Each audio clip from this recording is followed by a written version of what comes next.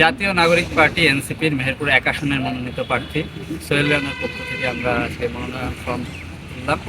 আমরা আশা করি মেহেরপুরের মানুষের জন্য সুন্দরভাবে কাজ করতে পারবো। মেহেরপুরের মানুষ আমাদের বেছে নেবে এবং আমাদের শাপলাগুলিতে ভোট দিয়ে মেহেরপুরের মানুষ কৃষি, শিক্ষা, স্বাস্থ্য সহ মেহেরপুরের সার্বিক উন্নয়নে আমাদের অবদান রাখা শুরু করবে।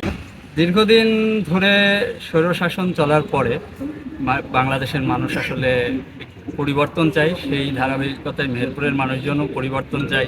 যে রাজনৈতিক কালচারের মধ্য দিয়ে মেহেরপুরে আমরা সারা বাংলাদেশের মানুষ গেছে, এর সিস্টেমের পরিবর্তন চাই। আমরা এই সিস্টেমের পরিবর্তনের পক্ষে কথা বলছি, নতুন রাজনীতির জন্য সংস্কারের পক্ষে কথা বলেছি এবং জুলাই সনদ বাস্তবায়নে অগ্রণী ভূমিকা পালন করেছি।